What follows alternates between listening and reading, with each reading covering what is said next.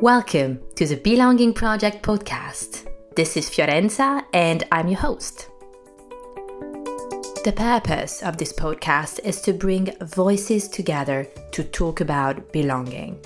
Through inspiring, real-life conversations, we explore how belonging can show up in so many different ways, what it feels like to belong, and the impact of truly belonging.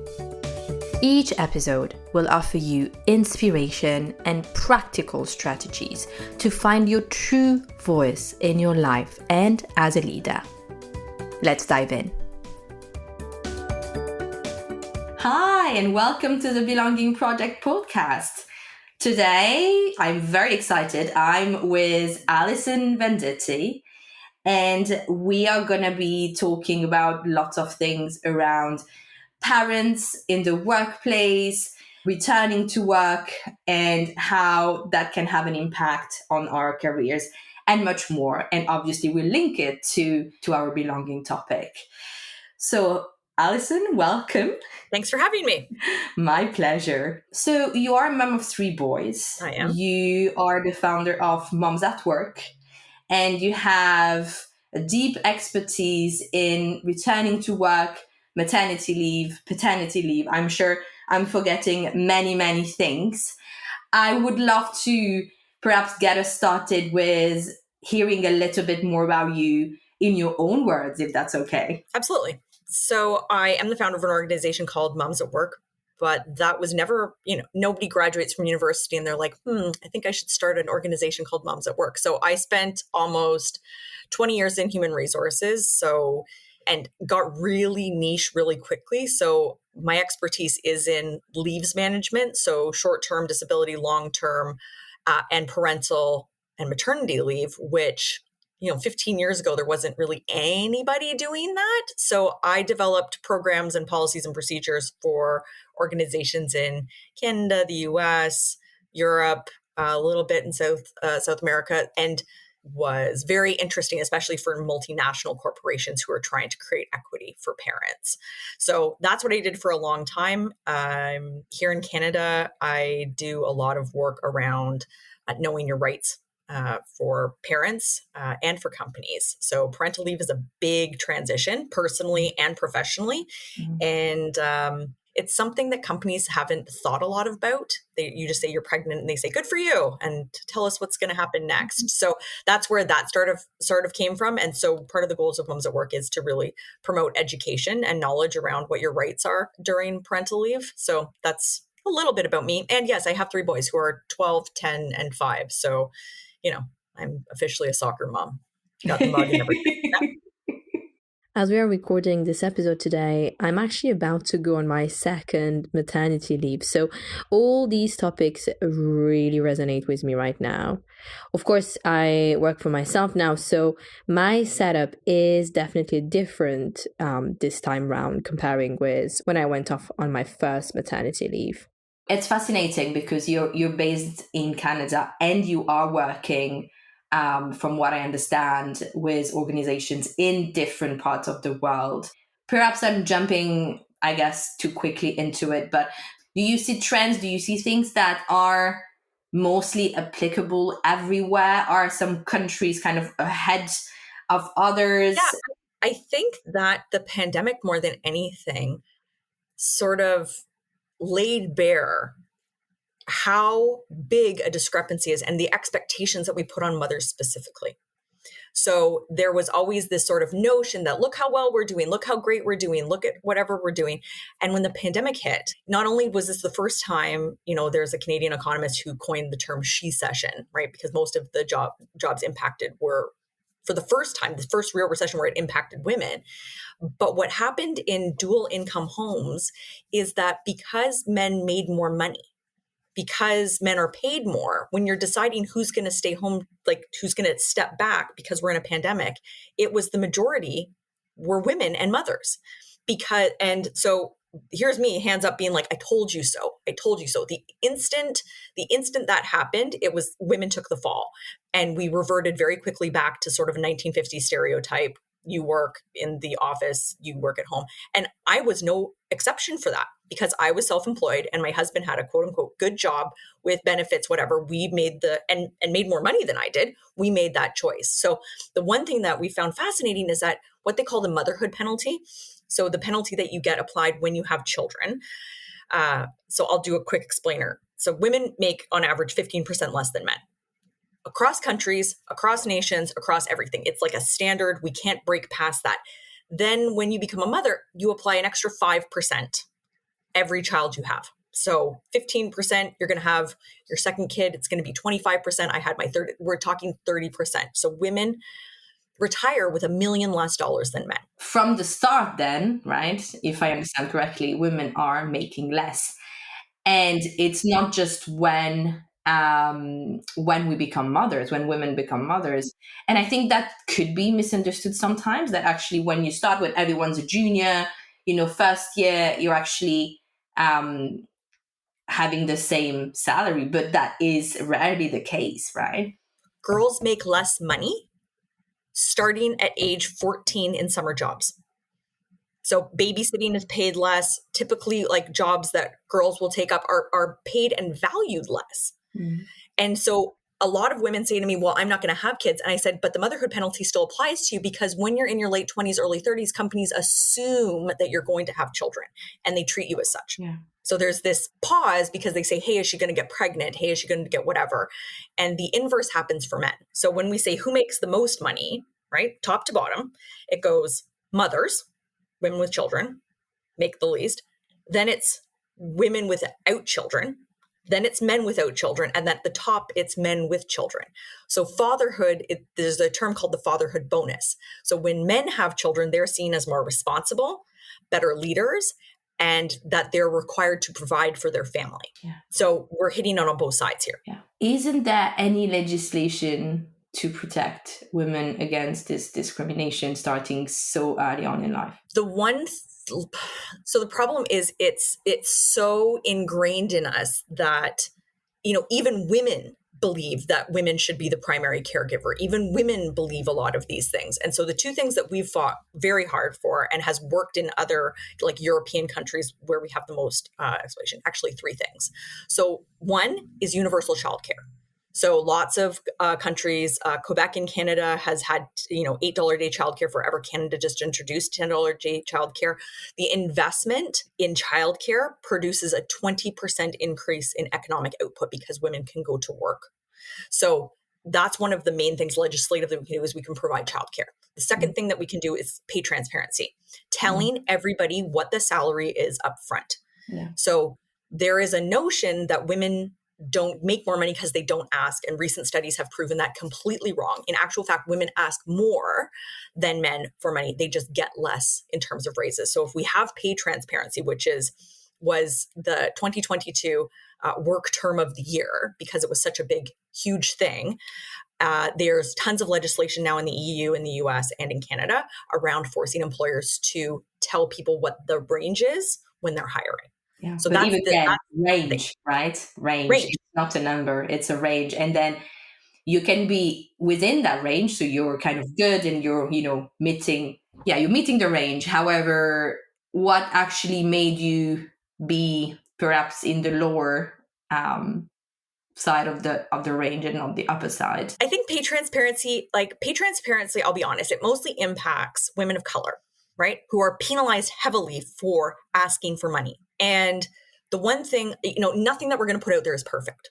But what we know from unionized organizations who have full transparency is that they're almost equitable. Mm. So they did an experiment at the University of Toronto because even within faculty, female professors were making almost 35% less than their male counterparts. And when they introduced pay transparency, it almost closed it. So when you know what your coworkers are making, when you know what other people are paying, when you know what to ask for, when you have that information, we know it works because we've seen it over and over and over again. Pay equity, where you're supposed to analyze jobs so that, you see what the equivalent value is without gendering them, can only take us so far. We need to know. And the best thing you can do as a woman is to ask the person next to you what they make. Yeah. How much do you make? Do you make over $80,000? And to tell other women what to ask for. Yeah. So in terms of legislation, it's never going to be perfect. but I'm no longer interested in perfect. I'm interested in like moving that forward. So universal daycare, pay transparency. And the third one is actively promoting men taking parental leave and supporting it. So the only way we change this is once men really start taking leave. And the Canadian government introduced a 6-week use it or lose it for the partner so that we can encourage men to be taking some time off. Yeah. And do you have any stats on how that is going? Not yet. It's too new. I'd say it's like 3 years old. So we have some, we're seeing it. We see more from the EU and from Sweden, and that where we know that it works. We're knowing once you normalize men taking leave or men being the stay-at-home partner or whatever, then we're seeing a lot of changes.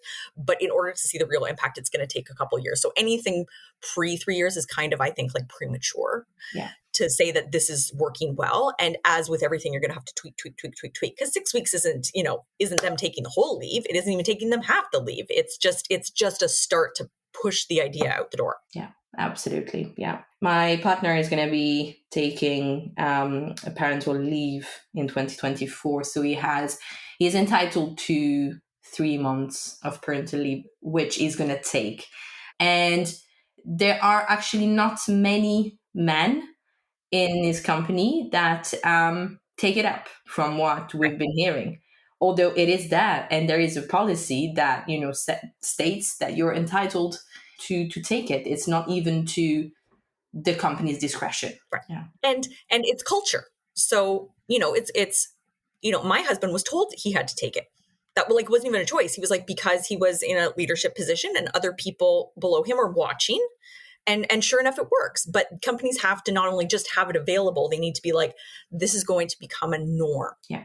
Yeah, absolutely. Yeah. So we jumped right in and we didn't get to hear how you founded Moms at Work and what was your journey? My journey is not anything that, so I suffered a traumatic brain injury when I was 33.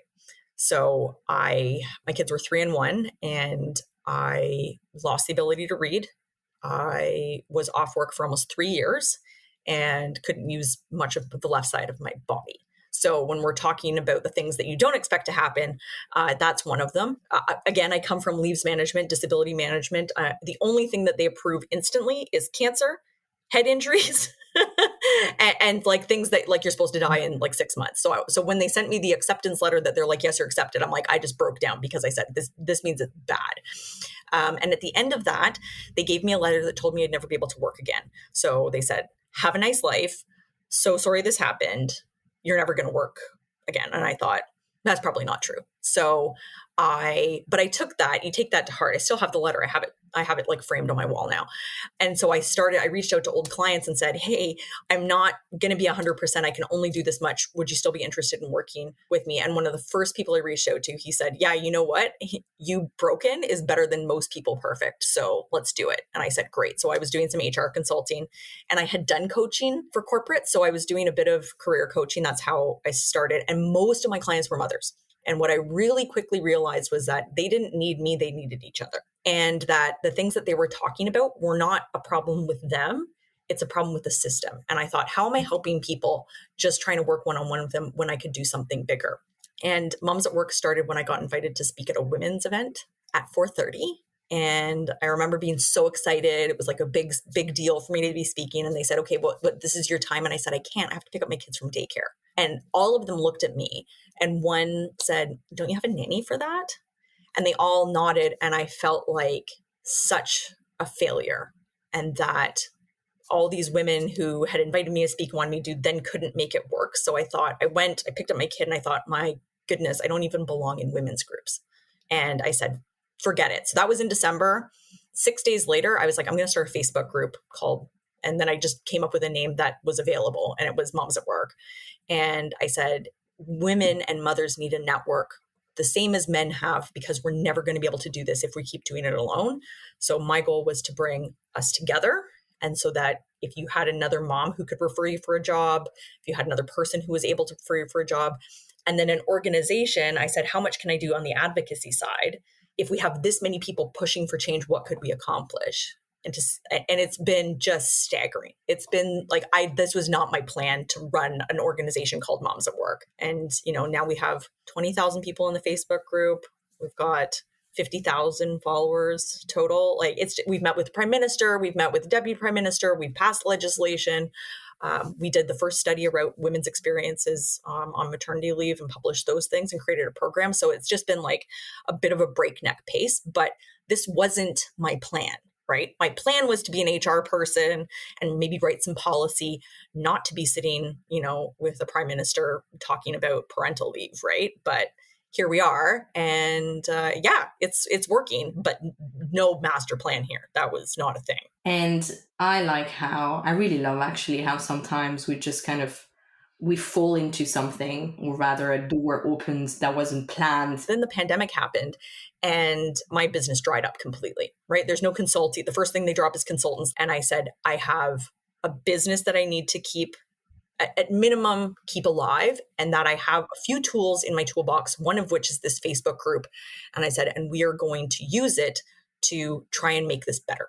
And so I wasn't making any money for probably 18 months. In Canada, we got something called CERB, where they give you money to kind of keep afloat. And so I took it and I used that money to do a whole bunch of free things. We lobbied the federal government to lower, here it's called employment insurance hours. So you have to work a certain number of hours when you're pregnant in order to get leave. And we helped drop it so that more pregnant women could access leave because they might have been laid off while they were pregnant. And we hosted all sorts of people. We tried to get our name out there. We did over 150 media interviews. And I was like, I cannot go silently when so many people are struggling, and so many pregnant women were getting laid off, and so many women were just getting let go with illegally, that we said, I can't sit here and not do anything. And so that's all I did. I worked my ass off to get there. And how is the community now? So it's a lot, right? I will say, I got 3 kids, and Moms at Work is a lot. So we have a small team now, and I run something called The Collective. So that's 350 women. But our goal with Moms at Work is education first and foremost. So we do a lot of free resources in that to help teach people. I still am really happy with it, but there's always this feeling that I could be doing more. I think a lot of women have that. They're like, what else can I be doing? And this need to do things really quickly, which I'm fighting against because I also want to be a good parent. So I think I've always been really open and transparent about the things that we're trying to do and all the failures that we have, because people only talk about their wins. And I think for every piece of legislation that we get through, there's about 100 things that we failed at. And I think people don't talk about that enough. Yeah. Have you heard about the organization in the UK called Pregnant and Screwed? Yep. Jolie. Amazing. Yes. Yeah. And the thing about them though, is I'm like, they're not making any money, right? They're running a grassroots campaign. I'm like, this stuff is hard because nobody wants to pay for advocacy. Yeah. Big companies do, but nobody wants to pay for advocacy. So Moms at Work, I'm like, the only reason we can do this is because I commit my own money to doing it. Yeah. And that's a very hard part, certainly. And it takes a lot of expertise as well to push for legislation. That's for sure. So tell me a little bit about how Moms at Work is organized, perhaps. You've mentioned you have a team, you have a strong community as well. Tell me more. So Moms at Work can't be everything. That's the one thing that I think the grassroots movements don't realize. I'm like, you can't do this by yourself.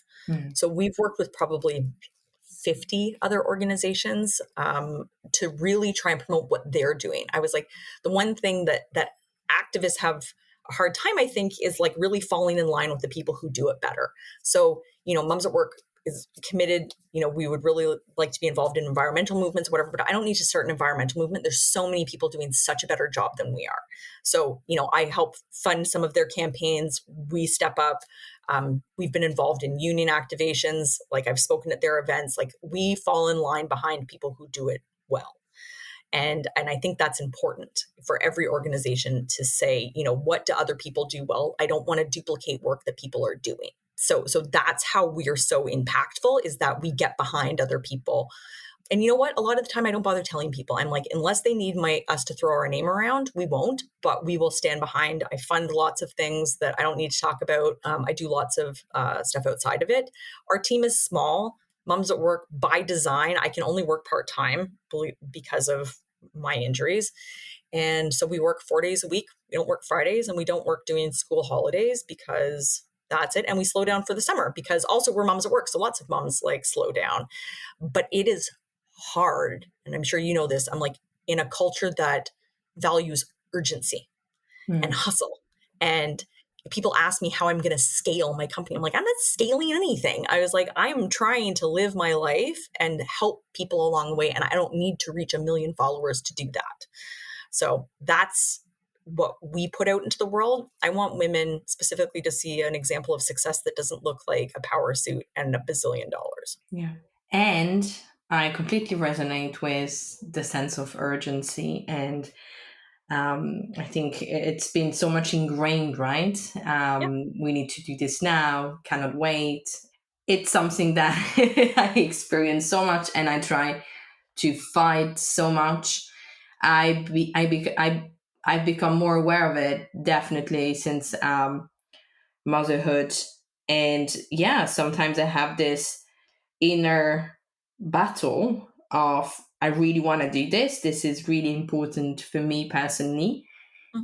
And I'm aware that it's going to probably, if I do it, it's going to take my whole weekend. And then it means that I'm not going to be able to have some quality time with my kid. And I guess if it's once in a while, it's okay. But then if it's not, that's when it could become a problem. But that is completely something that I think society has ingrained in us. Yeah. So there's a term that the disability community uses, and it's called spoons. So people with chronic pain or with injuries or whatever, I'm like, you only have a certain amount of spoons per day. And everything that you do, whether it's brushing your teeth or going out to get coffee, requires a certain number of spoons, and you will run out. So if you only have 20 spoons and you want to go to get your hair done, then that means you have to give up something else. And I think that the women that I see who are just churning, right? I did the same thing during COVID. I didn't feel like I could stop. I felt like I was disappointing people, and I burnt myself out over and over and over again to try and do that. And now I'm very, very clear. I guess the other term is boundaries, right? Which I'm sure you see all the time. Is I'm like, how are you protecting your time? Just because once you burn out once, I'm like, you're tracking downwards. It'll take less and less for you to do it next time. And I am, we're no good to our kids or our family or our friends or even our work if we are exhausted and burnt out.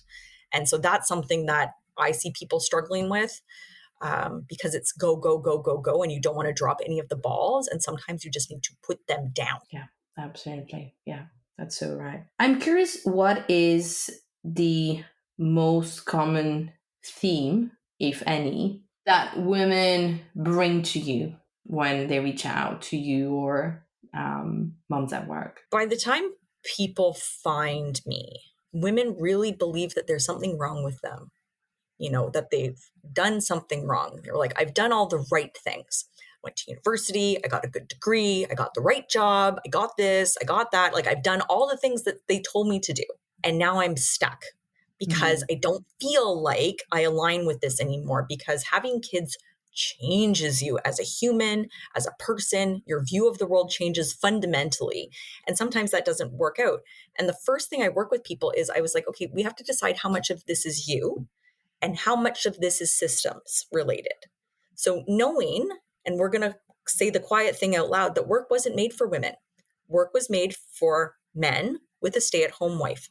That's the narrative of work. And you see it in this unrelenting push to get back into the office. So all of the benefits we got from remote work, being able to pick up our kids from school, being able to attend an appointment, be able to be more present and not have to do things, I'm like, is being ripped away because, and people are going, why are they doing this? I said, because their ideal worker isn't you. So we talk about the things that are in your control and the things that are not in your control, because I see women just beating themselves up that they're not able to make this work. And I was like, it wasn't designed for you to make it work. So we have to learn to work a little bit within the systems. And really getting clear on money is another thing that I do, because we're told not to talk about it. And that's a huge hurdle. But mostly I spend the first bit of time working with people and talk a lot in Moms at Work to be like, we have to show what you can control and what you can't, because you're going to need to put that one down if we can't do anything about it right now. What could be done for those women to find a sense of belonging again in their workplace? Is that ever possible? Is it more about finding another organization that would meet you where you are in a better way? I think the biggest thing, and I can share it with you, but I wrote about this. I'm like, it's the passion problem. So you remember like 10 years ago when suddenly everybody was talking about like, find your passion. You should be passionate every day at work. And I was like, what a crock. I was like, that's not, I'm like, I run an organization that people are wildly excited about. And I was like, I still have to do bookkeeping. And I still have to file my taxes, and I fix my website. I'm sure you understand this. I'm like, websites are the bane of every entrepreneur's existence. I was like, when did I ever exciting? When did I sign up to be a web designer? I'm like, this was not part of the plan. Is that there's this understanding that your work is supposed to bring you endless joy. And I was like, it's not. It's meant to supply you with the things to do other things that bring you joy. And it's okay that not every moment you're excited about. So there's this huge weight of expectation. And the other thing I'm sure you see is I get brought to is I'm going to work for myself. And I was like, okay, prepare to not make any money for 2 years, right? It's really most businesses do not make any money for the first 18 to 24 months. So you have to be in a position to do that. Mine was because I had disabilities and I had no other option. I don't know what yours were, but like some people do it mostly out of necessity when I meet women who do it, not because they have a deep, did you want to be an entrepreneur when you were a kid? Maybe. To be honest, I didn't even realize that was an option when I was a kid. That is the honest answer. My dad wanted me to be an accountant, right? Get a pension, get a good job, safe, vacation, 2 weeks off in the summer. That's like the ideal. So women have so many options now. There's so many different jobs that it's hard to even know what that is. And I think that's the biggest struggle, is not that there is no options, but that there's just too many and they get overwhelmed. And so what about belonging? How does that kind of come into the picture? Does that ever come into the picture? I think for working moms specifically, you're trying to belong in so many spaces, right? You want to have mom friends. You want to be a good parent. You want the school to think that you're not horrible to your children. You want your job to think that you're competent. And for a lot of women, they're like, I feel like I'm faking it all over the place because am I doing a good job at home? Like, I don't know, everybody has to be ready for the first time their kid says, I hate you, right? You're like, amazing, because I've devoted like all of my spare time and energy and I love you so much. And now like it just hits you like a dart. But that I think is the biggest struggle. It's hard to try and belong at work, where a lot of people don't talk about their kids. A lot of people are afraid to say, hey, my kid's sick and doing whatever. I'm like, how is that belonging? So we're trying to find belonging. That was the goal of Moms at Work. I'm like, what if we had a place where we didn't have to not talk about how hard it is when our kids have strep throat for the third time this year and still try and be a good employee? And on the other side, when you're talking about your kids, like, why should we not be talking about like something that happened yesterday in a project meeting? So it's trying to bring those things together so that you create a better space and feeling of belonging, which might not be ideal in any parts of your life. Yeah.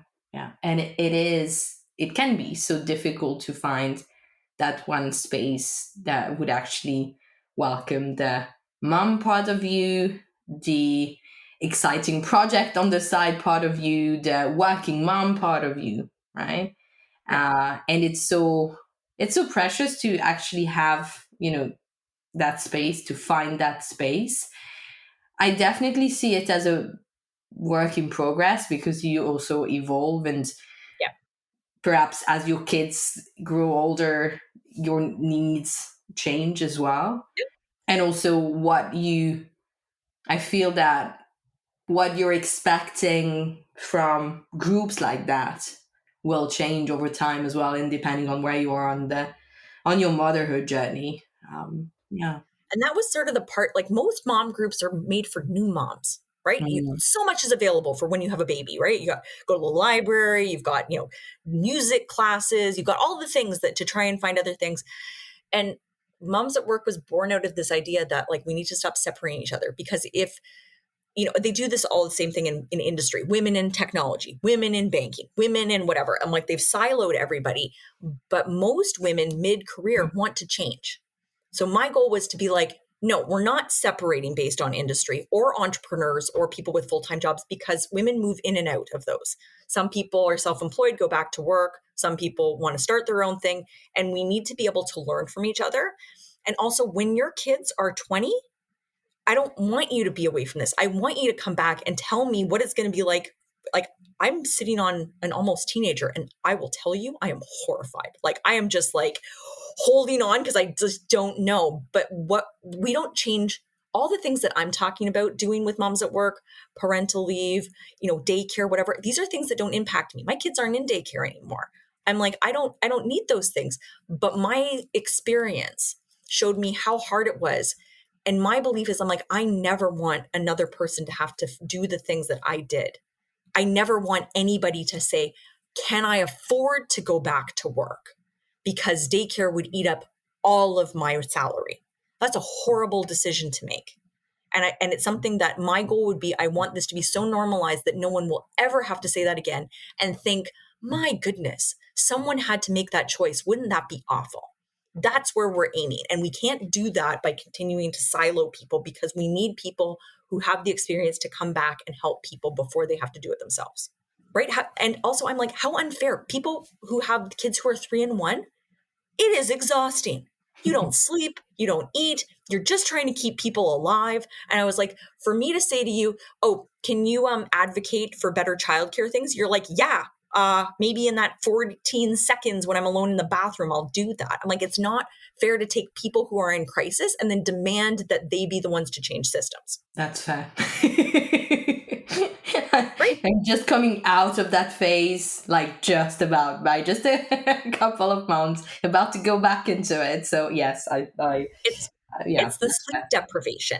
Right. Yeah. I remember reading an article once where they said a form of torture where they would only let people sleep for like 3 hours at a time. And I was like, wait, there's a place that you get 3 hours of uninterrupted sleep. I was like, not even a joke. My husband was like, I don't think that's a selling feature. I think and he's like, I think maybe we need to rework this sleep thing, because my second did not sleep ever. It was awful.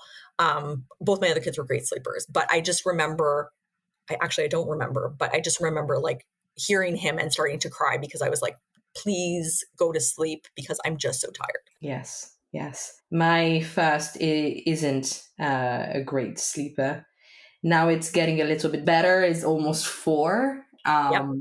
But yeah, when I hear, parents of newborns or, babies of less than 6 months complain, there is a little thing inside me that goes like, took me so much longer than that. Oh yeah, there was no 6-month like whatever. That was I think my second is like 10, and we're just getting into the like really solid things. The one other thing that mothers specifically, I was like, we were told that this village would show up when we had babies. That was a thing that was supposed to happen, and that village can only be comprised of people who have more space and time. And I feel like there's this separation of mothers of older kids and ones who have new babies, and like we're not able to support each other. And that's the goal of Moms at Work, is I'm like, we cannot continue just to sacrifice people because like there's no support systems, there's no new whatever. So like we work with organizations around women's voting. And I was like, you know what, if we could set up some childcare, it's like so that you can hold a baby or whatever, so people can go and vote, that would be a great thing. Like, how do we build back senses of community in a world that has isolated us so much? That's sort of a goal. And again, work in progress. But I think that's the most disappointing thing of motherhood is it is overwhelming and it is lonely and it is hard. And there is no one coming to save you. And that was the message in COVID. It was like, figure it out because you're doing this on your own and no one is coming to save you.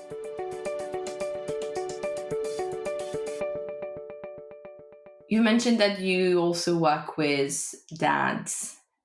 What makes dads come to you?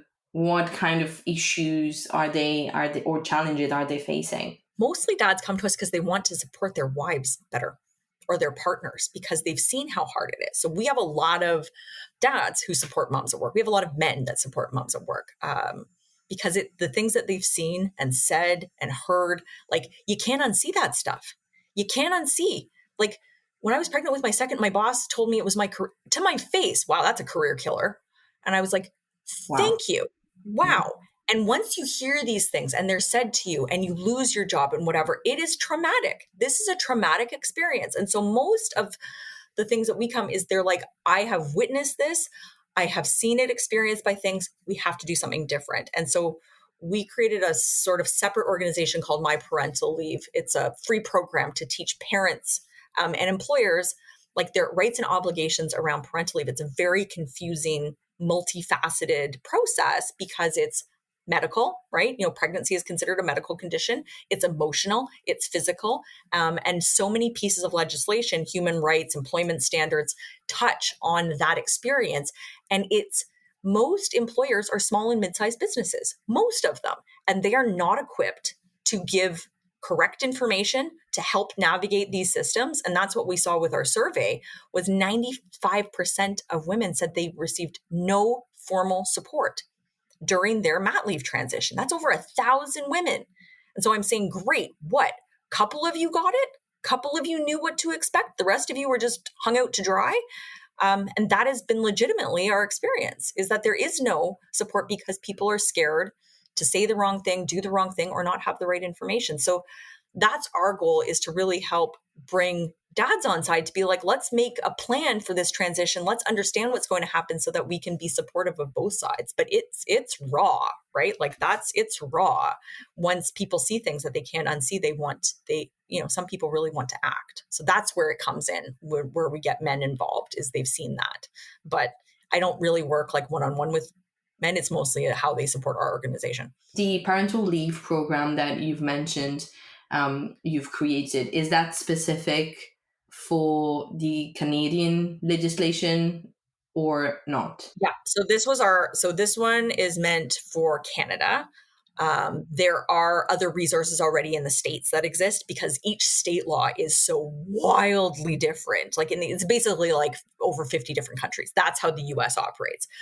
Canada, we just did it across, except for Quebec. Quebec sort of has its own legislation. So we did across Canada. But there are pretty decent resources. Especially like some places in Europe, I'm like, you don't need anything like that. Yours is so much better laid out than ours. But it's sort of our trial piece. And if it works, we're hoping to work with other organizations in other countries to produce similar things. The most important aspect of it is it has to be free. None of this changes if only like big companies and rich women get access to this information, which they don't need because you can hire a lawyer, right? We need it available to everybody to learn this stuff. All right. One more question before we wrap up. Why would you say you're at in your own journey of belonging, over the last few years? There's been the pandemic, there's been your accident, where are you now? I think I needed Moms at Work more than it needed me at the beginning. I found work so lonely and so hard. And, I became a quote unquote expert at like 32, which is something, something I wasn't ready for. And I remember all of the people who showed up for me. I still do. I'm like, there's been so many people in my journey that have showed up for me. And my goal now to create belonging is to show up for people. So I have a platform now. Moms at Work has a voice. And if we can help, we want to. So that's my goal, is I want to emulate the way people helped me when they didn't have to. So these are people who didn't I could offer them nothing and they helped me anyway. So that's the goal with Moms at Work. But again, I think it gave me a sense of belonging, that seeing that it wasn't just me and that I could potentially do something to help fix systems and make change has meant everything to me. And it's what made me get out of bed in the morning. It's what made me, work harder, helped my recovery, motivated me to do anything. It wasn't because I wanted it. It was because I felt people needed me. And there's no more belonging than feeling needed and accepted. This is so beautiful. And I get it as well, kind of finding, something that we meet on our path and gives us that deeper sense of meaning as well. Yep. And it's also how, the Belonging Project podcast started. And somehow it turns out that that's what it's been giving me as well. Having those conversations, exploring belonging with so many different perspectives and dimensions. So yes, a lot of what you said actually resonates. Thank you so much for your time, Allison, and for your amazing responses, and kind of bringing us with you on your journey. Very grateful for your trust. Thank you so much. Thanks for having me. You can follow the podcast on LinkedIn at the Belonging Project Podcast.